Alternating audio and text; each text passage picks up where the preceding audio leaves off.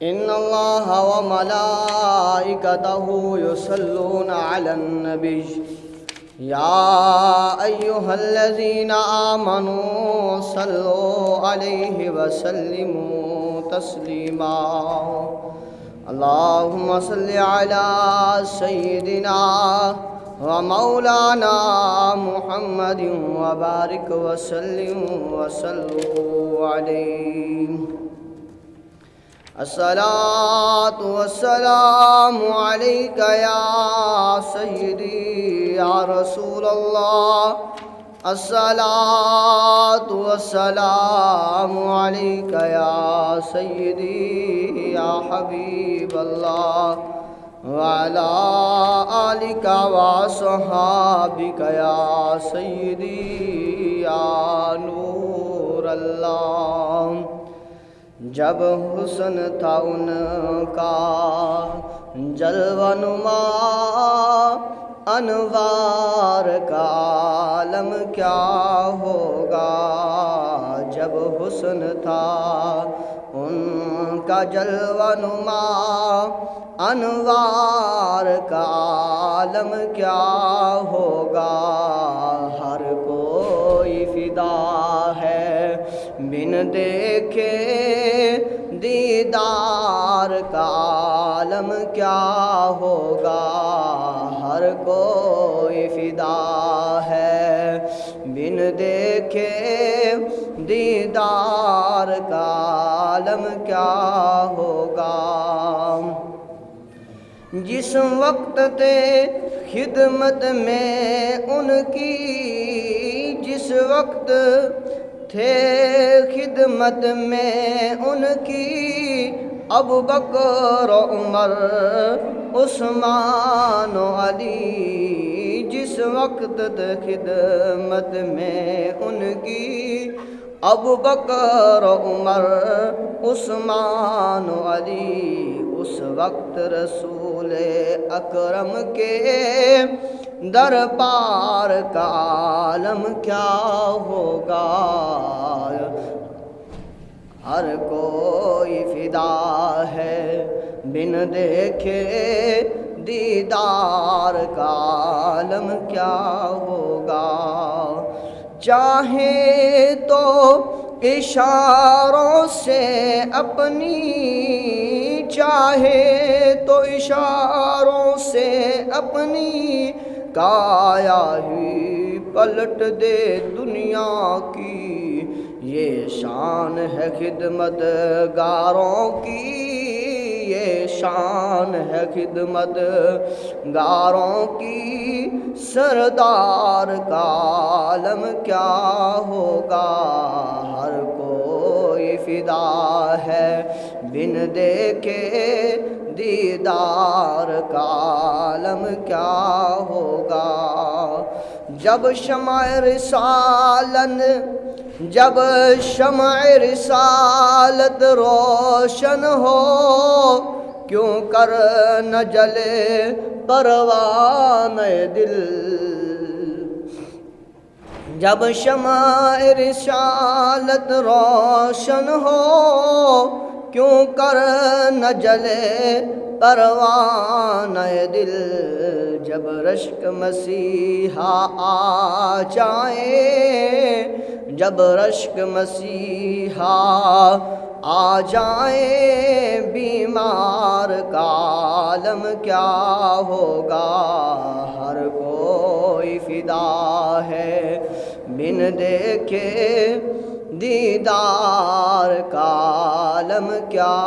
ہوگا حمد و صلوات کے بعد واجب الاحترام سامعین محترم اللہ جل جلالہ کا لاکھ لاکھ احسان ہے جس مالک کریم نے ہم سب کو پیدا فرمایا ہے اللہ وحدہ لا شریک کی پاک بارگاہ میں دعا کرتے ہیں کریم اللہ ہم سب کے علم و عمل میں اضافہ فرمائے اللہ ہم سب کی پریشانیوں کو دور فرمائے اللہ ہم سب کی تکلیفوں کو مصیبتوں کو دور فرمائے جو گھروں میں ہسپتالوں میں بیمار ہیں اللہ شفائے کاملہ و عاجلہ عطا فرمائے جو نیک خواہشات نیک تمنائیں لے کر اللہ کے گھر میں موجود ہیں اور جو گھروں میں بیٹھ کر باپردہ خواتین مائیں بہنیں سن رہی ہیں، اللہ تبارک و تعالی سبھی کی نیک خواہشات کو نیک تمناؤں کو اپنی بارگاہ میں قبول فرمائے۔ اب آپ اسی وقار اللہ تبارک و تعالی اپنے عظمت والے قرآن میں ارشاد فرماتا ہے، کریم اللہ ارشاد فرماتا ہے، الشیطان یعدکم الفقر الشیطان یعدکم الفقر ویأمرکم بالفحشاء واللہ یعدکم مغفرۃ منہ وفضلا واللہ واسع علیم، کہ شیطان تمہیں اندیشہ دلاتا ہے محتاجی کا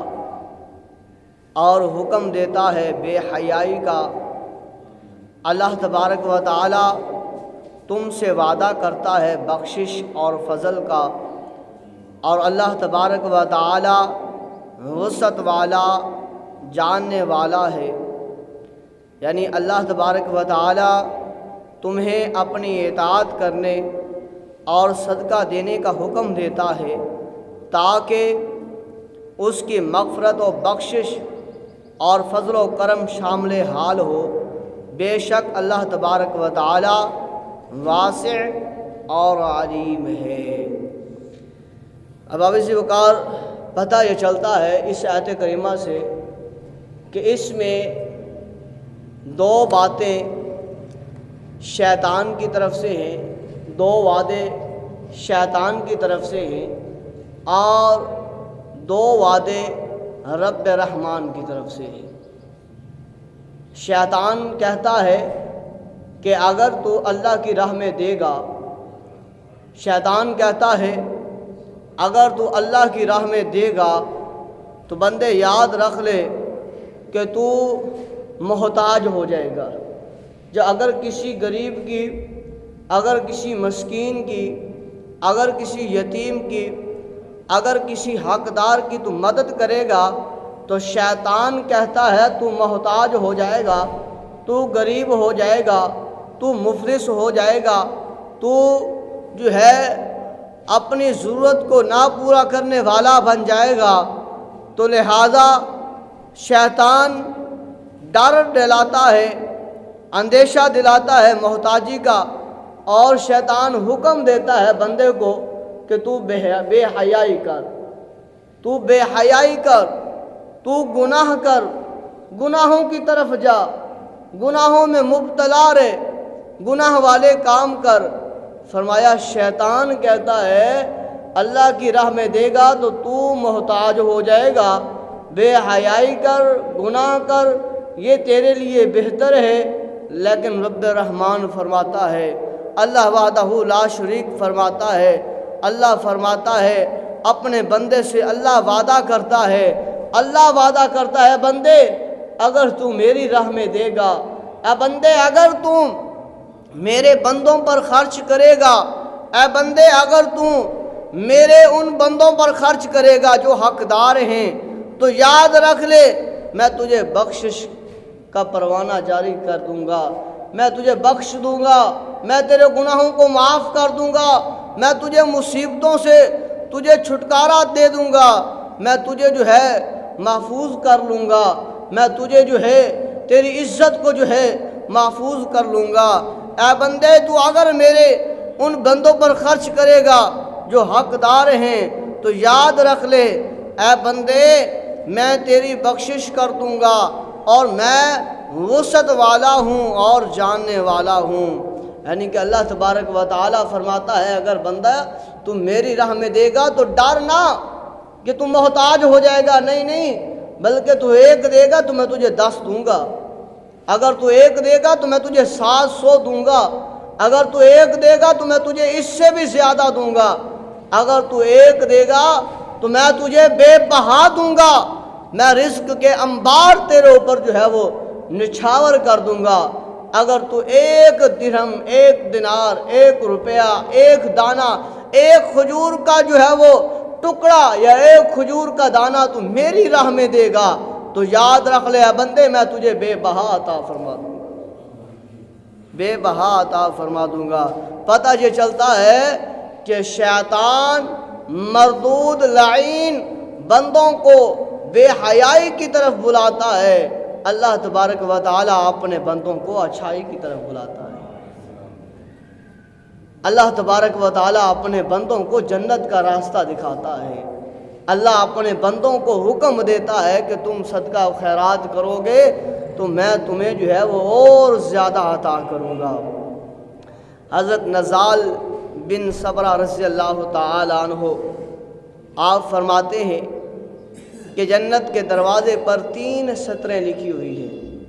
جنت کے دروازے جو ہیں ان کے اوپر 3 آیتیں لکھی ہوئی ہیں جنت کے دروازوں کے اوپر۔ فرماتے ہیں پہلی جو سطر لکھی ہوئی ہے جنت کے دروازے کے اوپر وہ لکھا ہوا ہے لا الہ الا اللہ محمد الرسول اللہ، جو حضرت آدم علیہ السلام نے بھی دیکھا، پتوں پر بھی دیکھا، جو آدم علیہ السلام نے بھی فرمایا کہ میں نے جہاں جہاں دیکھا ہے مجھے اللہ کے نام کے ساتھ محمد کا نام لکھا نظر آیا ہے۔ تو جنت کے دروازوں پر فرمایا 3 سطریں لکھی ہوئی ہے، اور پہلی جو سطر لکھی ہوئی ہے وہ کلمہ طیبہ لکھا ہوا ہے لا الہ الا اللہ محمد الرسول اللہ۔ اللہ تعالیٰ نے کتنی ہمیں شان عظمت عطا فرمائی ہے کہ ہم اس کلمے کو پڑھنے والے ہیں۔ حالانکہ حضرت آدم علیہ السلام سے لے کر عیسیٰ نبی تک کتنے پیغمبر کتنے رسول آئے، ان کا الگ الگ کلمہ، قربان جائیں کہ یہ کلمہ اللہ تبارک و تعالی نے اپنے محبوب صلی اللہ علیہ وآلہ وسلم کا جنت کے دروازے پر لکھ دیا ہے۔ پہلی سطر لا الہ الا اللہ محمد رسول اللہ، کہ کوئی معبود نہیں مگر ایک اللہ اور محمد اللہ تعالیٰ کے رسول ہیں۔ فرمایا دوسری سطر جو لکھی ہوئی ہے جنت کے دروازے پر، فرمایا امت مذنبۃ و رب غفور، کہ امت گناہ گار ہے اور اللہ تعالیٰ بخشنے والا ہے۔ دوسری سطر کیا لکھی ہوئی ہے کہ فرمایا امت گناہ گار ہے اور اللہ بخشنے والا ہے۔ یہ امت کون سی امت ہے؟ یہ بھی امت محمدیہ صلی اللہ علیہ وسلم ہے، گناہ گار ہے پر اللہ بخشنے والا ہے۔ جب یہ گناہ گار امت صدقہ کرتی ہے، خیرات کرتی ہے، عشر نکالتی ہے، زکوٰۃ دیتی ہے، صدقات و خیرات کرتی ہے، نماز پڑھتی ہے، نیکی کرتی ہے، مسکرا کے ایک دوسرے مسلمان بھائی کو دیکھتے ہیں تو اللہ تبارک و تعالیٰ گناہوں کو معاف فرما دیتا ہے، کیونکہ اللہ تبارک و تعالیٰ تو بخشنے والا ہے، اللہ تبارک و تعالیٰ تو مہربان ہے۔ فرمایا اس دروازے کے اوپر تیسری جو سطر لکھی ہوئی ہے وہ کون سی ہے؟ نبی پاک صلی اللہ علیہ وآلہ وسلم کے گناہوں سے فرمایا تیسری سطر جو لکھی ہوئی ہے وہ ہے وجدنا ما عملنا، وجدنا ما عملنا ربحنا ما قدمنا خسرنا ما خلفنا۔ اللہ اکبر، ہم نے اپنا عمل پا لیا، جو آگے بھیجا تھا اور جو آگے بھیجا تھا اس میں ہمارا نفع ہے، اور پیچھے جو چھوڑا تھا اس میں ہمارا نقصان ہے۔ فرمایا جو بھی اللہ کی راہ میں وہ دے گیا ہے اس جنت کے دروازے پر لکھا ہوا ہے جو ہم نے دیا تھا آج کے دن ہم نے پا لیا ہے، آج کے دن ہمیں اس کا صلہ مل گیا ہے۔ جو ہم ان کے لیے چھوڑ کے آئے ہیں پیچھے والوں کے لیے اس میں نقصان ہے، انہوں نے کون سا ہمارے احسان ثواب کرنا ہے؟ ابھی بندہ مرتا ہے، جسم سے روح صحیح طور پر باہر نہیں نکلتی تو پہلے بیٹے اور بیٹیاں، بھائی اور بہنیں، رشتے دار کھڑے ہو جاتے ہیں، کہتے ہیں کہ پہلا جائیداد کے اوپر اس کے انگوٹھے لگوا دو، بینک کی کاپی کے اوپر اس کے انگوٹھے لگوا دو، فلاں زمین کے بارے میں جو ہے وہ اس سے معلومات لے لو، فلاں ہے جو اس کے پاس پیسے ہیں وہ اس سے جو ہے وہ نکلوا لو، پوچھ لو کہاں ہے۔ اللہ اکبر۔ فرمایا ابھی روح بھی صحیح طرح جسم سے باہر نہیں نکلی تو وہ مال کو حاصل کرنے والے، مال کو جو ہے وہ بٹورنے والے پہلے کھڑے ہیں، کپڑے اتارنے والے پہلے کھڑے ہیں، انگوٹھیاں اتارنے والے پہلے کھڑے ہیں، جیبیں تلاش کرنے والے پہلے کھڑے ہیں،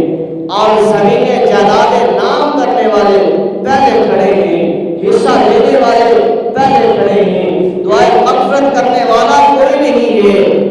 اس کو کلمے کی تلقین کرنے والا کوئی نہیں ہے، اسے جنت کا راستہ بتانے والا کوئی نہیں ہے، اسے قبر کے عذاب کے بارے میں بتانے والا کوئی نہیں ہے، اسے قبر کے سوالوں کی تیاری کروانے والا کوئی نہیں ہے، یاد دہانی والا کوئی نہیں ہے۔ کھڑے ہیں تو دولت کے لیے، کھڑے ہیں تو اپنے گھر و مال کے لیے، کھڑے ہیں تو اپنے اس کے لیے کہ ہمیں یہ مل جائے، ہمیں یہ مل جائے، ہمیں یہ مل جائے۔ فرمایا ہے بندے جب جنت کے دروازے پر دیکھے گا لا الہ الا اللہ محمد رسول اللہ بھی تجھے لکھا نظر آئے گا، امت جو ہے وہ گناہگار ہے، بخشنے والا اللہ ہے، یہ بھی تو دیکھے گا، اور یہ بھی دیکھے گا کہ جو تو نے بھیجا تھا وہ تو نے پا لیا ہے، وہ تو نے پا لیا ہے، اس کا حصہ تجھے جنت میں مل گیا ہے، اور جو تو پیچھے چھوڑ کے آیا ہے گاٹے میں بھی ہے، وہ نقصان میں بھی ہے، وہ خسارے میں بھی ہے، مال لوٹا تھا تو نے، دغا بازی کی تھی تو، ناپتول میں کمی کی تھی تو نے، میں نے لوگوں کے ساتھ جھوٹ فریب جو ہے بولا ہم نے، اور اس کے مزے کس نے لوٹے؟ اولاد نے۔ اس مال کے اوپر جو ہے وہ شہرت کس نے کمائی؟ بھائیوں نے۔ اس کے اوپر جو ہے مال کے اوپر کون چڑھ بیٹھا؟ بہنیں اور دیگر رشتے دار۔ تو اب اس کا حساب کون دے گا؟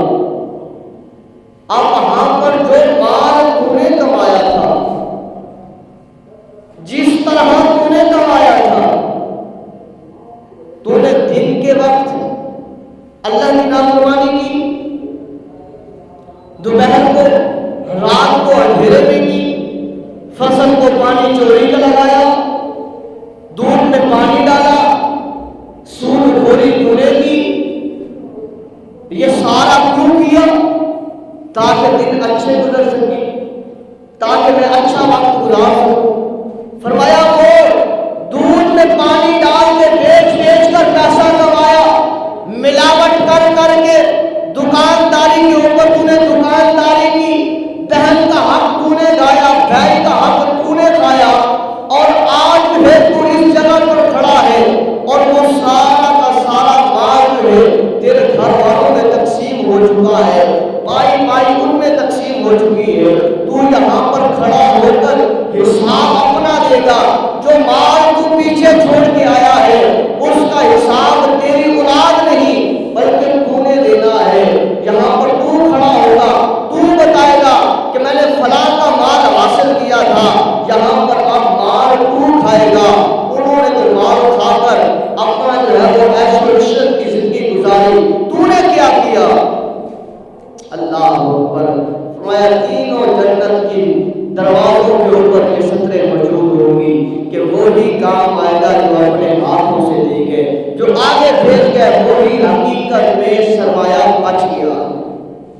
حلال روزی ہو، پاکیزہ ہو، اسے اپنے ہاتھوں سے جتنا ہو سکتا ہے اللہ کی راہ میں دے جائے، خدا کی قسم اللہ تبارک و تعالیٰ اس کو رائے نہیں فرمائے، اس کو اللہ تبارک و تعالیٰ ضائع نہیں فرمائے گا، کیونکہ رب رحمان کا حکم ہے۔ اب آئیے فرماتے ہیں 5 چیزیں وہ کون سی ہیں جس کے ذریعے بندہ جو ہے وہ اپنے مال کی حفاظت کر سکتا ہے، جس سے بندے کا مال ضائع ہوتا ہے۔ اگر وہ کرے گا تو مال حفاظت میں ہوگا، اگر وہ نہیں کرے گا تو مال ضائع ہو جائے گا۔ مال کمایا تھا، جس طرح کمایا تھا، جیسا کمایا تھا، اس کا جواب اللہ کے ہاں دینا ضرور ہے۔ فرمایا پہلا نمبر پہ من منع الزکاۃ منع اللہ منہ المال، جو شخص زکوٰۃ کو روکتا ہے اللہ تعالیٰ اس کے مال کی حفاظت ختم کر دیتا ہے۔ زکوٰۃ کو روک دیتا ہے تو اللہ تبارک و تعالیٰ اس کے مال کی حفاظت ختم کر دیتا ہے۔ کبھی اس کا مال چوری ہو رہا ہے، کبھی اس کا مال بیمار ہے، کبھی وہ خود جو ہے وہ بیمار ہے، کبھی وہ خود کسی پریشانی میں مبتلا ہے، کبھی وہ کسی پریشانی میں مبتلا ہے، کیونکہ اللہ تبارک و تعالیٰ نے زکوٰۃ کو فرض کیا۔ جس کے اوپر زکوٰۃ فرض ہوئی اگر وہ زکوٰۃ نہیں دیتا تو فرمایا اللہ تعالیٰ اس کے مال کی حفاظت کو ختم کر دیتا ہے۔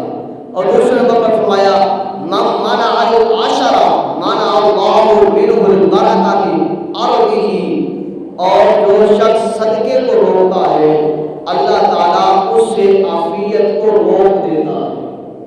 جو بندہ صدقہ نہیں دیتا، صدقہ نہ دینے والا، فرمایا اس سے اللہ تبارک و تعالیٰ سکون کو چھین دیتا ہے۔ مارا مارا پھرے گا، پریشان ہوتا پھرے گا، تکلیف میں مبتلا ہوگا۔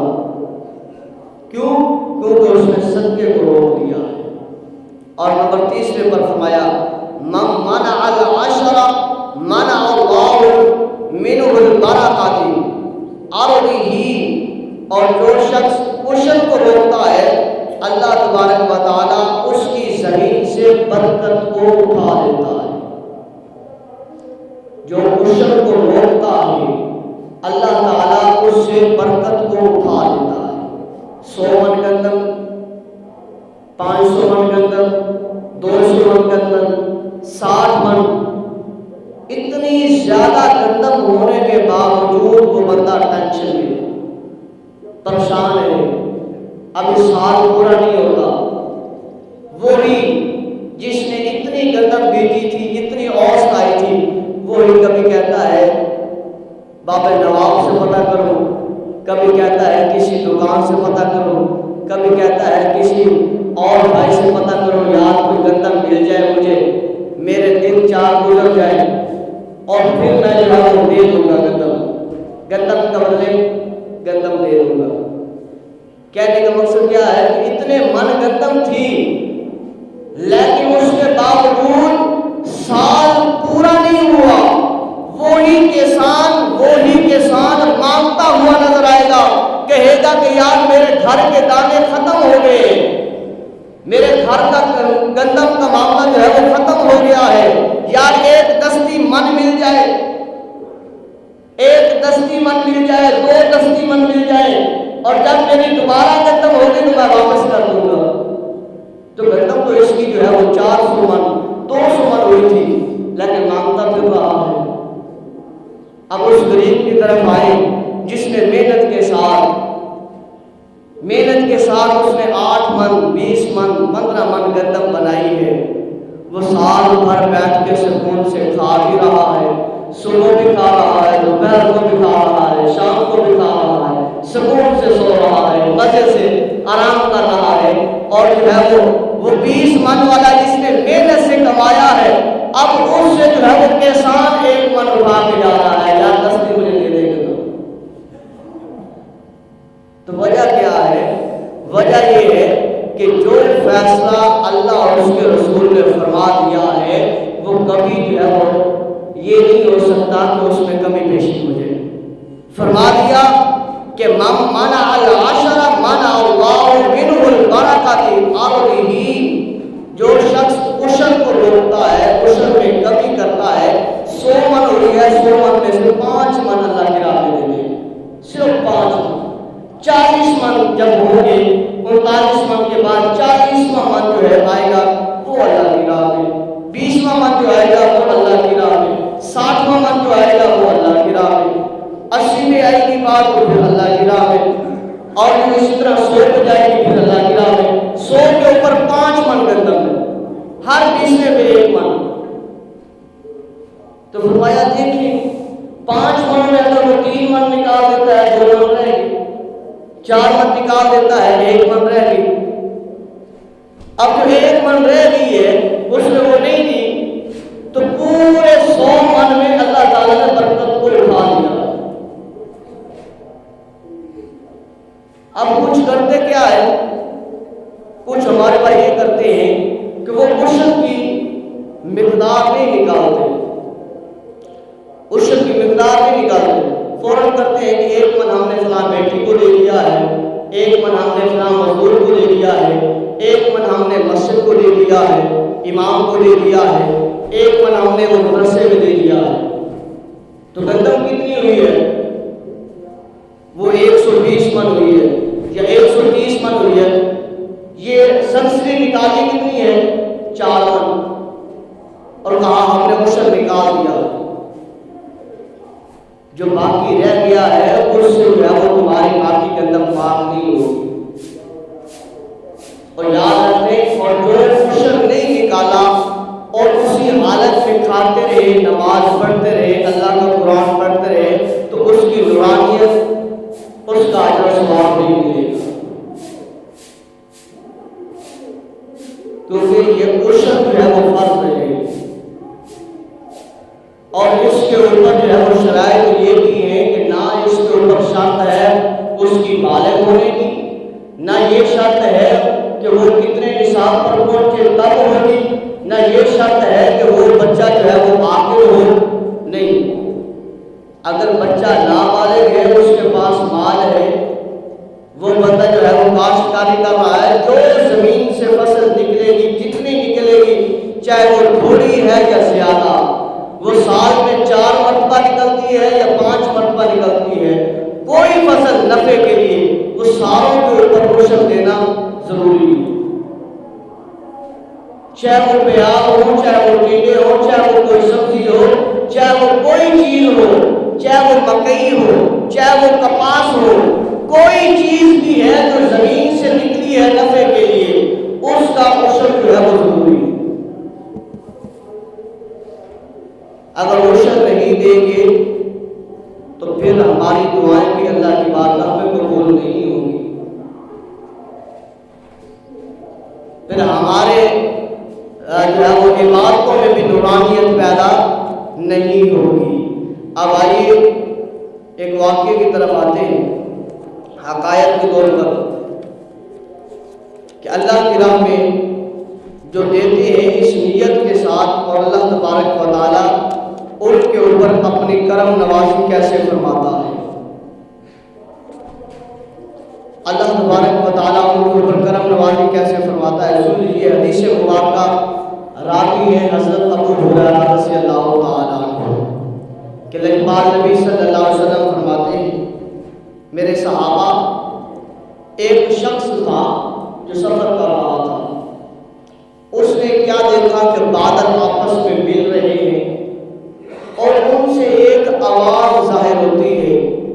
کہ بھئی فلاں جو باغ ہے نا، اس کا جو مالک ہے، اس کا فلاں نام ہے، اس کے باغ کو پانی پہنچانا ہے، تو لہذا پورے بادل وہاں پر اکٹھے ہو۔ جس شخص نے سوال کو سنا ان باغوں کو دیکھ کر آگے ہوتا کیا ہے، اب بادل جو ہے اس باغ کی اوٹ پر، نوکر پر، کسی جگہ پر جا کر اکٹھے ہوتے ہیں، وہاں پر بارش برستی ہے، ایک جگہ پانی اکٹھا ہوتا ہے، تو وہ شخص دیکھتا رہتا ہے، قریب جاتا ہے کہ ایک شخص کسی لیے ہوئے وہاں پر موجود ہے، جو پانی کا رخ جو ہے اپنے باغ کی طرف کر رہا ہے۔ اب وہ شخص قریب ہو کر پوچھتا ہے کہ یا عبداللہ ما اسمک، اے اللہ کے بندے تیرا نام کیا ہے؟ اس نے کہا خیریت ہے پوچھنے کی۔ اب اس شخص نے کہا خیریت یہی ہے کہ میں تھوڑی دیر پیچھے تھا تو میں نے ان باغوں میں آواز سنی کہ فلاں شخص جو ہے اس کا باغ جو ہے اس کو پانی کی ضرورت ہے، وہاں پانی کو پہنچانا ہے، اور پھر میں نے انہی باتوں کو دیکھا تیرے طرف آئے اور یہاں پانی برسایا، اور پانی جو ہے وہ اپنے باغ کی طرف لگا رہا ہے۔ میں یہ دیکھنا چاہتا ہوں جو میں نے نام سنا ہے کیا وہی تیرا نام تو نہیں؟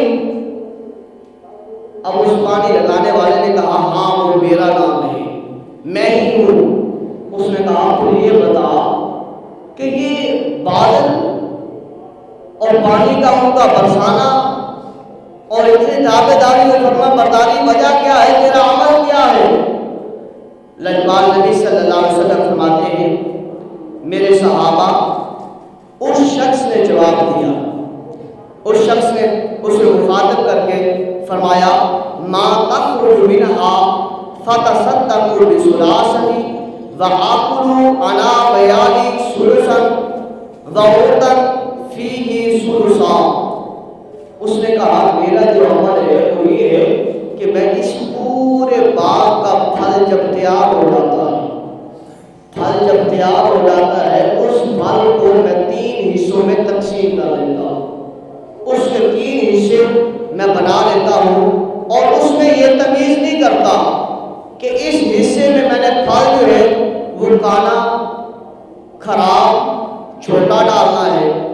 اور اس حصے میں نے پھل جو ہے درمیانہ، اس سے بہتر ڈالنا ہے، اور یہ تیسرے حصے میں جو ہے پھل وہ سب سے بہترین ڈالنا ہے۔ کہتا ہے نہیں، میں 3 حصے بناتا ہوں برابر کے میں کرنے کے بعد ایک حصہ میں فوراً سب سے پہلے اللہ کی راہ میں دیتا ہوں، ایک حصہ میں اللہ کی راہ میں صدقہ کرتا ہوں، اور ایک حصہ جو ہے میں اپنے اہل و عیال پر خرچ کرتا ہوں، جس میں میرے رشتہ دار، بیٹیاں، بیٹے اور دیگر جو ہے وہ قرب و جوار کے شامل ہیں، میں ان کو دے دیتا ہوں، اور تیسرا حصہ جو ہے اس کی میں ضرورت پوری کرتا ہوں، مال تجارت کے طور پر، باغ کے اخراجات کے طور پر۔ یہ میری زندگی کا معمول ہے کہ جتنا پھل ہوتا ہے 3 حصوں میں تقسیم کر کے ایک حصہ اللہ کی راہ میں دے کر، ایک اہل و عیال پر خرچ کر کے، ایک کی کمائی سارا معاملات کرتا ہوں۔ کہا خدا کی قسم یہی عمل تیرا جو ہے اللہ کے ہاں اتنا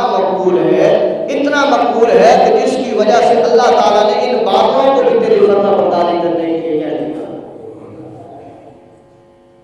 یہ لجپال نبی صلی اللہ علیہ وسلم نے اپنے صحابہ کو فرمایا ہے،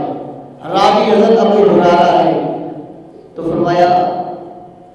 کہ اس نے تو باغ کا ایک حصہ پورا اللہ کی راہ میں خرچ کر دیا کہ اے بندے، اللہ نے تجھے فصل عطا کی ہے 100 من، اس میں 95 من تیرے لیے ہیں، اس 95 من کو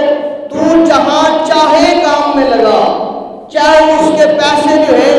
تو جو ہے وہ زمین کے طور پر خرچ کر، کسی طور پر جو ہے وہ خرچ کر، اپنی ضرورت پوری کرنے پر خرچ کر، صرف 5 من جو ہے اللہ کی راہ میں دے،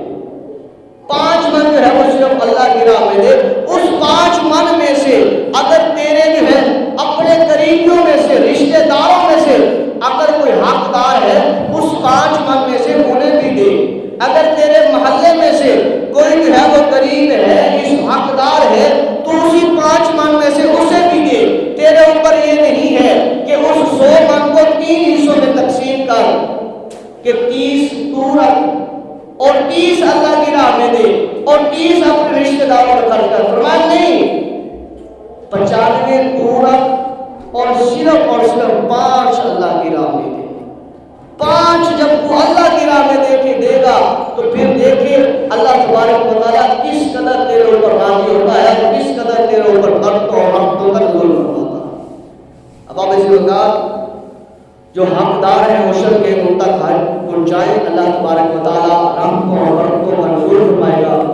مدارس کو ہے اور دیگر رشتہ داروں میں جو ہے، جو اہل علاقہ میں ہے، اس تک پہنچائیں۔ یہ ہمارے شبیر بھائی ہیں، یہ ابھی آنکھوں سے گزار ہیں، اس کے چھوٹے چھوٹے بچے ہیں، اس کو بھی آپ دے سکتے ہیں۔